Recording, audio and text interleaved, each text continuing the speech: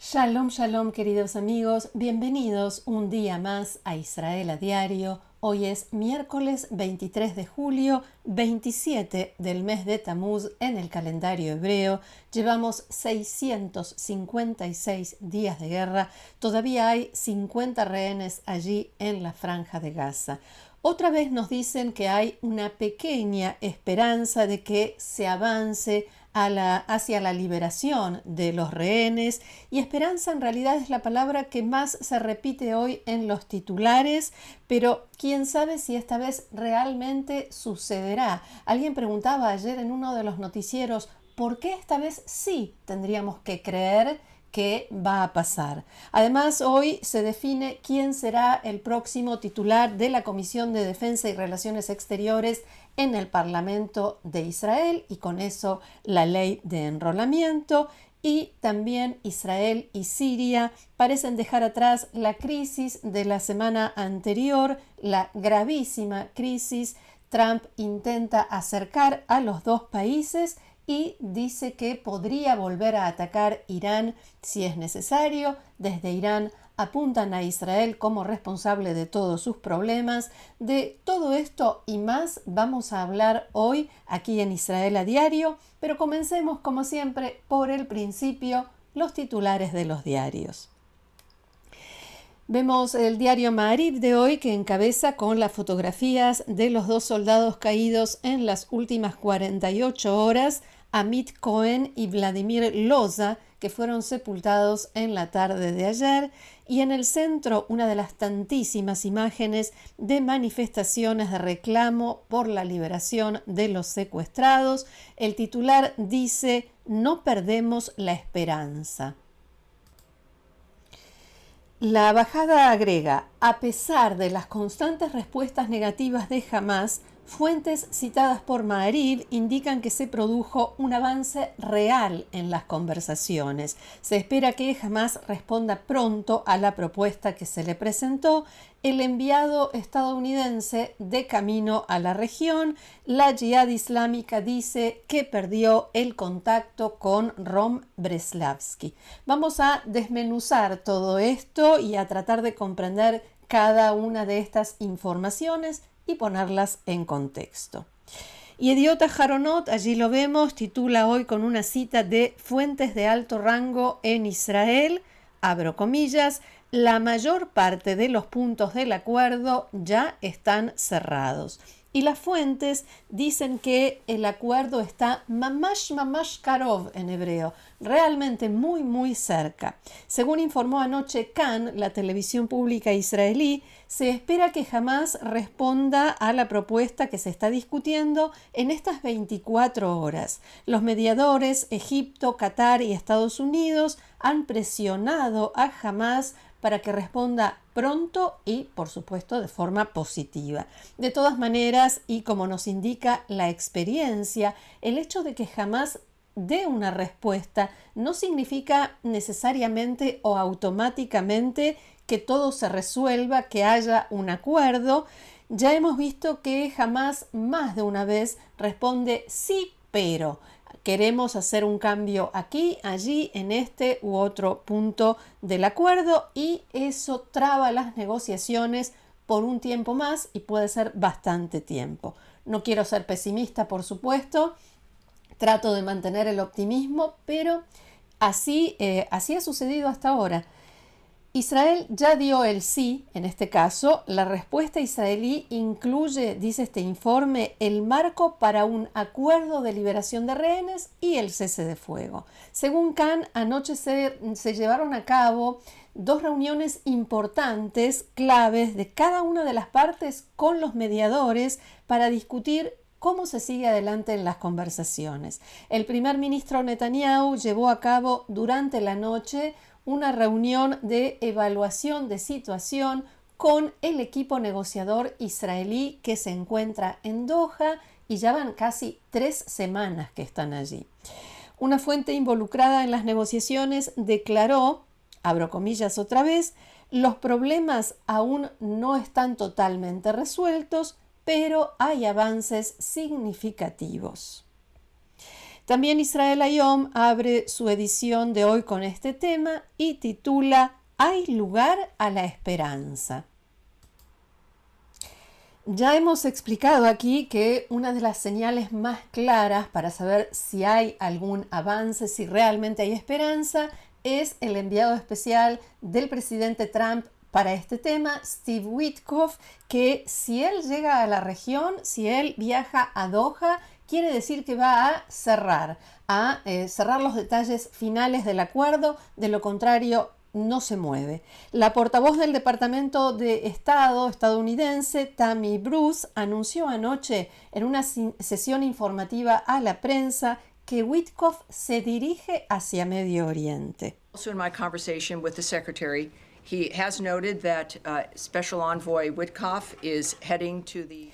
En mi conversación con el secretario de Estado Marco Rubio, me indicó que el enviado Witkoff se dirige a la región, a la zona de Gaza, y todos, como el presidente, el secretario de Estado y el enviado especial, tenemos la firme esperanza de que logremos otro cese de fuego, así como un corredor humanitario para el flujo de ayuda, algo que las partes ya han acordado. Galei Tzahal, la radio del Ejército de Israel, informó esta mañana que Steve Witkoff viajará a Roma, o se encuentra en viaje en realidad a Roma, donde mañana se va a reunir con representantes de alto rango de Israel y de Qatar. Solo si hay un verdadero avance en las negociaciones y él puede comprobarlo, entonces viajará a Doha. Mientras tanto, la Yihad Islámica afirmó ayer por la tarde que perdió el contacto con el rehén israelí Rom Breslavsky y con sus captores después de más de 3 meses desde que se recibió su última señal de vida. Su familia reaccionó al anuncio, por supuesto, poco después y declaró: nadie sabe dónde está Rom, ni el ejército, ni la Yihad nos dice, por supuesto. Lo único que sabíamos era que se encontraba retenido solo. El portavoz de las brigadas Al-Quds, el brazo armado de la Yihad Islámica Palestina, Abu Hamza, anunció que perdieron el contacto, y abro comillas, con quien mantiene retenido al sionista Rom Breslavsky después de que las fuerzas enemigas se infiltraran y asediaran las zonas donde se encontraba prisionero. Desconocemos su paradero en este momento. Traducción: no se encontraba prisionero, sino secuestrado. Y lo que están queriendo decir es que el ejército israelí se acercó a la zona donde lo tienen retenido y que por eso la Yihad está diciendo que perdieron el contacto. Todo parecido con una guerra psicológica a mí no me parece pura casualidad. Y hay que señalar en este punto que en el pasado las organizaciones terroristas de la Franja de Gaza dijeron más de una vez que alguno de los rehenes había fallecido, y esto resultó ser mentira, e incluso algunos de esos rehenes que la Yihad o Hamas dijeron que estaban muertos fueron liberados posteriormente con vida. La familia de Rom exige reunirse con alguno de los funcionarios israelíes de alto rango que están involucrados en el tema, como el comandante en jefe de Tzahal, Eyal Zamir, el ministro de Defensa Israel Katz y el propio primer ministro Netanyahu. Los allegados a Breslavsky contaron que estos funcionarios no responden los mensajes de la familia ni atienden sus llamados. Únicamente Gal Hirsch, el encargado del tema por parte del ejército, sí les respondió, sí les contestó los llamados, pero no tiene información para darles. En esta página del diario Yediot Aharonot de hoy vemos a pie de página la imagen de Avera Mengistu, que ayer recibió el alta médica del hospital Ichilov 5 meses después de que fuera liberado, después de pasar 10 años y medio en cautiverio de Hamas en la Franja de Gaza. La familia de Avera agradeció muy cálidamente al Hospital Ígilov, a todo el personal, especialmente del Departamento de Salud Mental, donde fue atendido. Su hermana, Almanesh, dijo que está orgullosa del proceso de rehabilitación que hizo Avera y que ahora está más capacitado para volver a ser él y para volver a vivir en comunidad, y agradeció a todos aquellos que trabajaron para que eso fuera posible y que dieron su apoyo. Recordemos que Avera Mengistu cruzó la frontera hacia la Franja de Gaza solo, en forma, se podría decir que voluntaria, ya que padece graves problemas psiquiátricos. Y ahora vamos a información de la región, que por supuesto también tiene que ver e involucra a Israel. En este caso, la noticia está en Siria. Después de todo lo sucedido en las últimas semanas, especialmente en el sur de Siria, una fuente allegada al gobierno del presidente Ahmed Ashara dialogó con Kan, la radio pública israelí, y dijo que Israel debe regresar a la vía de la paz con Siria. ¿Por qué? Porque si estalla una nueva guerra civil en Siria debido a las acciones de Israel, como si no hubiese pasado nada, como si no hubiesen matado a cristianos alawitas, drusos y demás. En fin, retomo entonces la frase de esta fuente, que si estalla una nueva guerra civil en Siria debido a las acciones de Israel, factores como Irán y la organización Estado Islámico, ISIS o Daesh, regresarán con todas sus fuerzas, y eso será una amenaza para la seguridad de Israel, que será así el mayor perdedor de toda esta situación. Este mensaje es coherente con lo que dice públicamente el gobierno de Siria, que acusa a Israel de haber atentado contra sus posibilidades o su capacidad de reimponer la ley y el orden en el área de los drusos en Siria y en general en todo el país. Y no solo el gobierno sirio sostiene esta acusación contra Israel, también algunos otros países de la región. Ayer, y allí vemos Damasco, las calles de Damasco en las últimas horas, mientras el gobierno sirio trata de que el mundo se olvide de la masacre contra los drusos, la Comisión Oficial de Investigación de la Matanza de los Alawitas hace 4 meses finalmente presentó públicamente sus conclusiones, que ya le había entregado en un informe al presidente Ashara a principios de esta semana en el Palacio Presidencial. Se trata, dicen los expertos, de un intento de las autoridades sirias de mostrar, especialmente a Occidente, que el gobierno sí hace la tarea, los deberes, y trata de cambiar las cosas para mejor.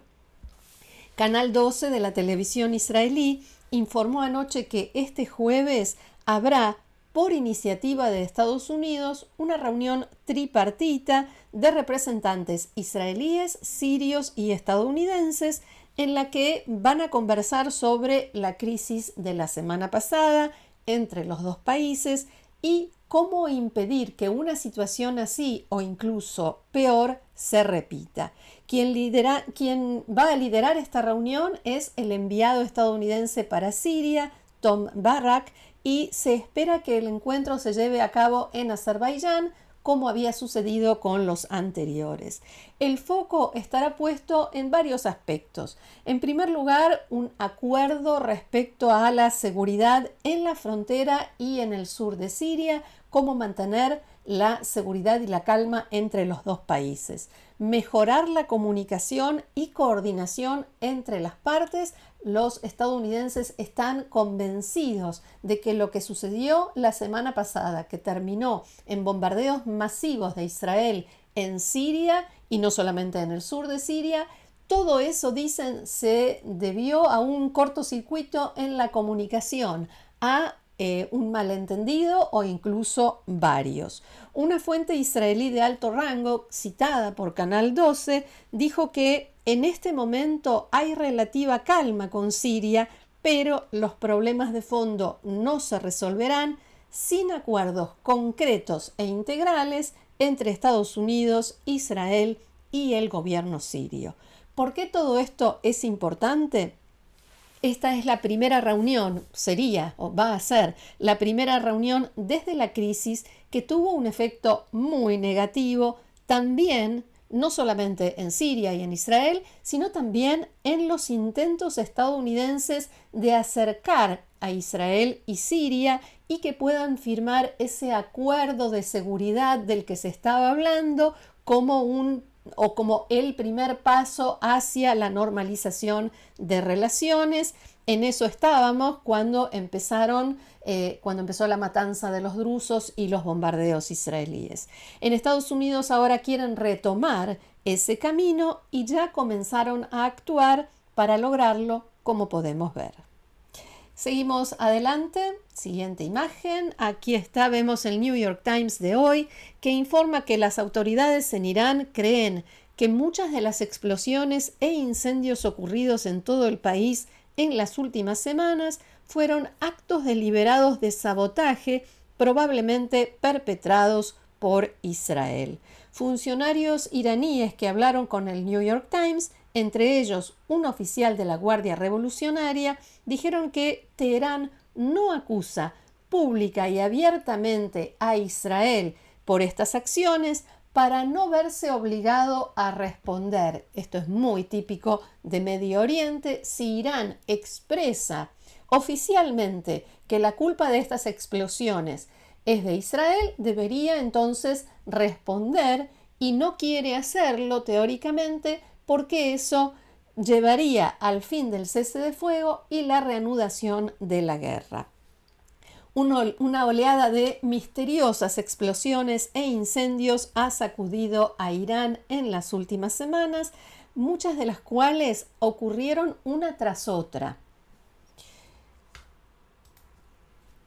Estos incidentes, algunos de ellos que causaron víctimas mortales y graves daños, hicieron que Irán se pregunte si Israel está operando de nuevo de forma discreta en su territorio. Hay que decir que los iraníes a nivel popular tienen una broma que cualquier hecho que sucede, se cae algo, fue el Mossad, se quema una bombita de luz, fueron los israelíes. Pero más allá de las bromas, a nivel interno, las autoridades iraníes presentan los incidentes a la población del país como problemas de infraestructura, fugas de gas, uso de equipamiento viejo o que no se respetan las normas de seguridad. Incluso el jefe del departamento de bomberos dio una declaración en este sentido.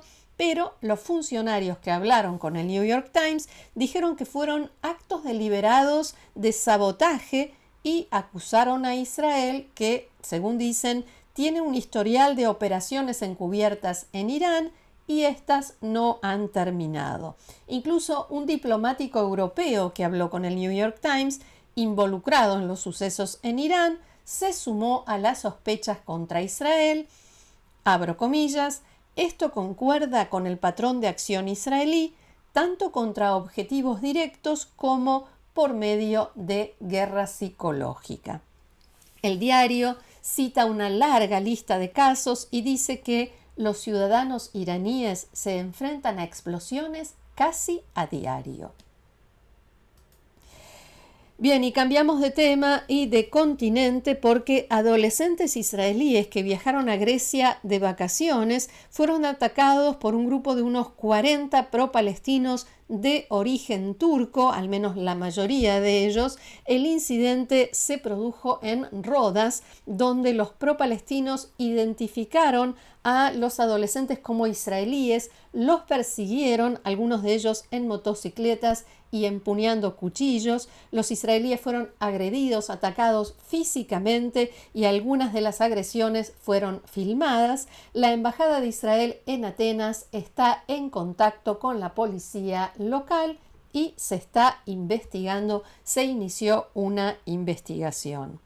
Y también en Grecia, un barco israelí quedó atrapado en una isla por una manifestación pro-Palestina. Un barco de la empresa naviera Manosapanut llegó ayer en horas del mediodía a la isla griega de Siros, pero debido a una gran manifestación pro-palestina en el muelle de unas 150 personas, no tan grande, pero sí muy ruidosa y amenazante. No se permitió a los pasajeros israelíes desembarcar por temor a su seguridad.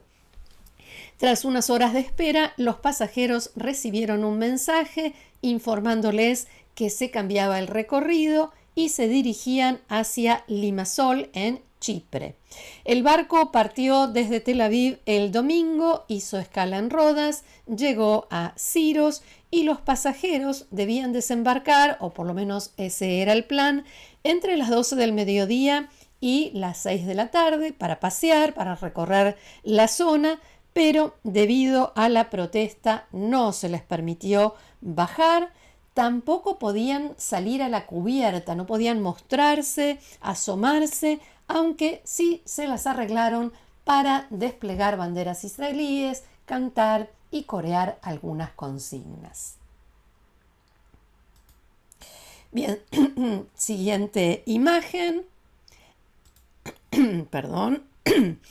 El ministro de Relaciones Exteriores de Israel, Gideon Saar, llegó anoche a Ucrania, donde tiene previsto reunirse con el presidente Zelensky y otros funcionarios de alto rango de ese gobierno. En un encuentro con líderes de la comunidad judía local, el ministro Saar les comunicó que Israel dará a Ucrania un paquete de ayuda humanitaria que incluirá sistemas que serán instalados en zonas afectadas por la guerra y proveerán agua a decenas de miles de personas.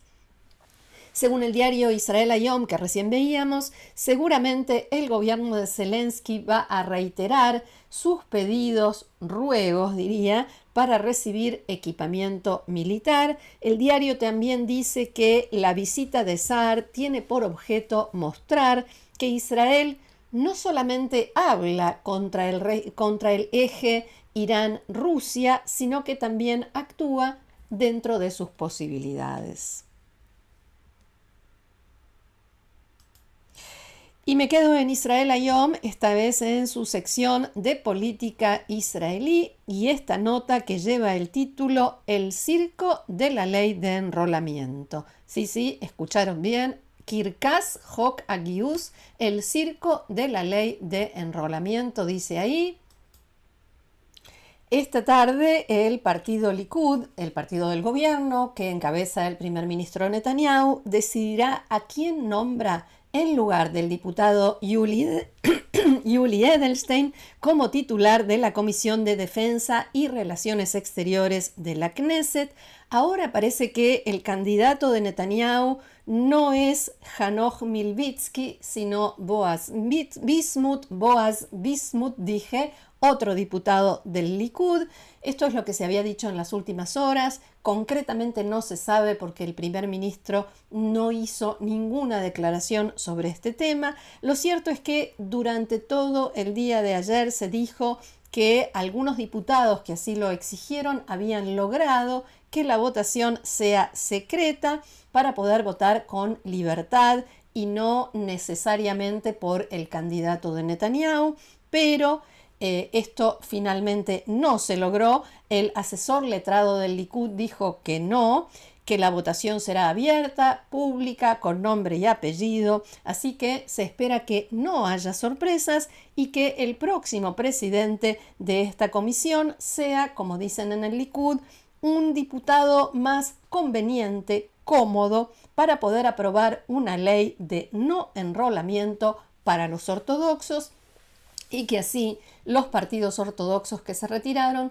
vuelvan al gobierno, vuelvan a la coalición y no haya que adelantar las elecciones. No olvidemos, estamos hablando de la Comisión de Defensa y Relaciones Exteriores, nada menos, una de las más importantes, sino la fundamental y sobre todo en estos tiempos de guerra en los que Israel tiene tantos frentes abiertos. Se espera también para hoy manifestaciones masivas de jóvenes ortodoxos, y quizás no tan jóvenes, contra el enrolamiento y también por el hecho de que el ejército ya ha comenzado a arrestar a desertores y todo parece indicar que el tránsito hoy por distintas ciudades y carreteras del país va a ser más complicado que de costumbre.